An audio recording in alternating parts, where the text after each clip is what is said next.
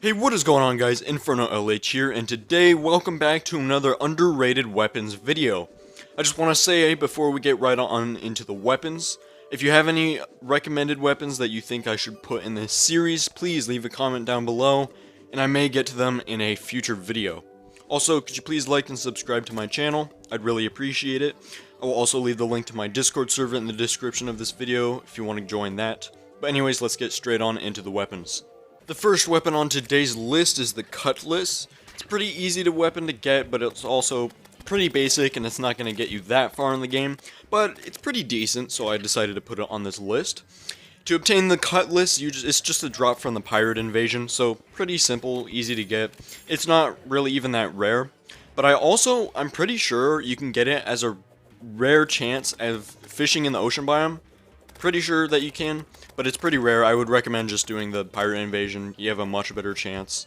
This weapon is pretty decent. It does okay damage. It does like around 50 base damage, I think it was. Something like that. Not too bad. You can get it as soon as you enter hard mode. And like I said before, this weapon doesn't have any special effects. It's just a regular swinging sword weapon. But as soon as you enter hard mode, this weapon is actually pretty decent. It won't carry you that far through the game, but as you can see, it's dealing pretty good damage to the Pirate Invasion, which is where you obtain it.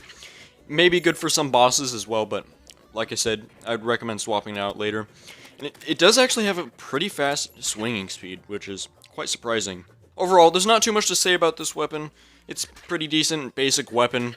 Grab it if you want to, if you're just entering hard mode. That's really all I have to say about it. Next up on our list, we have the Phoenix Blaster, or the handgun. This is kind of like a 2-in-1. But the Phoenix Blaster is obtained in pre-hard mode, and it's actually pretty decent. It's not going to get you too far into hard mode, but it can actually help. Maybe not with bosses in hard mode, but it's pretty decent against Wall of Flesh.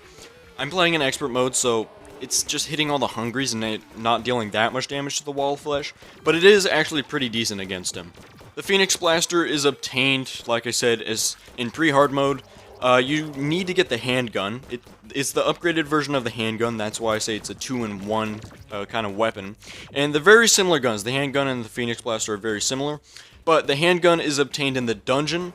It's just obtained from any of those golden locked chests. You have a decent chance to get it, it's not too rare.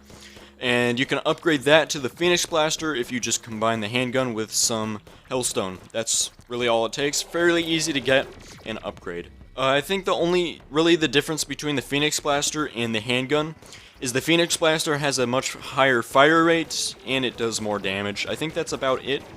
But it does some pretty decent damage for a pre-hard mode gun. And like I said, it actually does pretty well against the Wall of Flesh here. I'm not dealing that much damage like I said before, but it's just because the hungries are in the way. But it does pretty decent DPS for this point in the game. So, like I said, if you want to pick this one up, it's not bad at all. And it's also fairly easy to get, not too difficult at all. Next up on our list, we have the Icicle. And yeah, the name is kind of like a play on words. It means sickle, not like the actual icicle. Anyways, this weapon is actually pretty good. It can be obtained as soon as you enter hard mode, and it is a drop from Ice Elementals, Icy Mermans, and the Frozen Tortoise things. I forgot what the Ice Tortoise, I believe. It's not too common. It's like a fairly rare drop chance, but if you go in the underground ice biome and just farm for a little while, you'll end up getting them because, I mean, these enemies aren't really that rare, so it won't take you too long. And it's definitely worth it because this weapon is actually pretty good. As you can see in the gameplay, it is dealing a lot of damage to the destroyer. Like, his health is going down really quickly, and you could easily use this icicle to defeat all the mechanical bosses if you wanted to, because it does some pretty decent damage. For just entering hard mode, it does like 50 base damage, but it also has like a little projectile that it shoots out. Every time you swing, it spawns an ice thing. I don't really know what that is. Some sort of ice projectile. And I think it actually pierces 2 targets. I could be wrong about that, but from my testing, it looks like it pierced 2 targets or so. I know it's more than 1 because you can see it going through the destroyer. But comparing that with the projectiles with pretty decent already base damage, this is actually really great. And I gotta say, it's a lot better than the Cutlass because, well, it does pretty much the same base damage, but it also shoots a projectile. Overall, I'd really recommend getting this weapon because it's actually really great, and you could definitely go through all the mechanical bosses like I said. I think it's pretty just underrated and not used, probably because it's kind of out of the way to get. You have to go in the underground ice biome. There's not really many reasons to go under there, and it's not like a common drop chance or anything, but this is a very underrated weapon.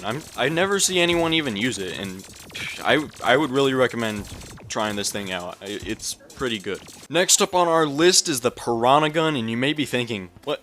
How is this weapon underrated? It sucks. Hear me out, there's actually a reason why. And this weapon is obtained any time after hard mode, maybe? Actually, I think you have to defeat Plantera before you can open the dungeon chest. That's how this is obtained if you don't know. It is obtained through the jungle dungeon chest, so you have to get the jungle key, which is a pretty rare drop chance. I think is like a 1 in 2,000, maybe 1 in 4,000. I can't remember. It's one of those drop chances. I think it's 1 in 2,000. Anyways, this weapon is actually really great because it got a buff, and at that buff, it's actually a really good buff, and most people still never even really use this weapon, probably because it's pretty rare to get, but it's a lot better than it used to be. It used to be by far the worst weapon in the dungeon. This weapon, I think it did like 38 base damage or something around there, which you may be thinking, 38? That's barely anything for a weapon this rare. And it's definitely worth getting, and it's a lot better than you think, because they buffed it, so now it shoots 3 piranhas at a time. It used to only shoot 1, but now it shoots 3 piranhas out of the gun at a time, which just triples the damage that it did before. But those piranhas are actually, they deal a lot of damage, because they lock onto your targets, so you don't even have to aim. You just shoot once, and the piranhas will just stay on the target until it dies. And when that target does die, it'll jump to other targets in the area. So, they deal a lot of damage, and when they're locked onto an enemy, the piranhas will just stay on them and be chomping on them and dealing tons of DPS. Like, it does really great DPS. As you can see, the Queen Slime dies very, very quickly with these things. So, these things have been overlooked for a long time, and I would recommend you try these things out, because, wow, they're a lot better than most people would think. Next up on our list, we have the Flare-On, and this is actually a really great weapon. Like, it's very good. You could use this to defeat Moonlord, and you'd actually probably be good to defeat Moonlord with this thing. Anyways, it's a drop from Duke Fishron, so it's not a main boss, but I would recommend fighting Duke Fishron. He just has some really great drops overall. But the Flare-On is actually a really great weapon that he drops. It does really high DPS, and it's pretty easy to use also.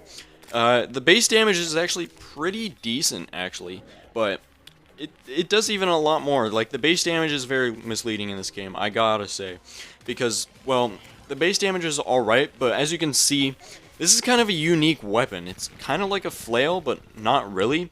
It kind of shoots out like this string or chain kind of thing, and the head at the end actually does damage itself, but while it swings out, it spawns a bunch of bubbles in the area, and those bubbles deal quite a lot of damage. That's going to be your main source of DPS. And those bubbles do lock onto your targets, so whenever you swing them out, they will follow a target that's near to them, which is really helpful because it'd be really difficult to aim those bubbles otherwise. So them locking on and going towards that target is really great, and it is going to help you get so much DPS. As you can see, it does a lot of DPS to Duke Fishron here.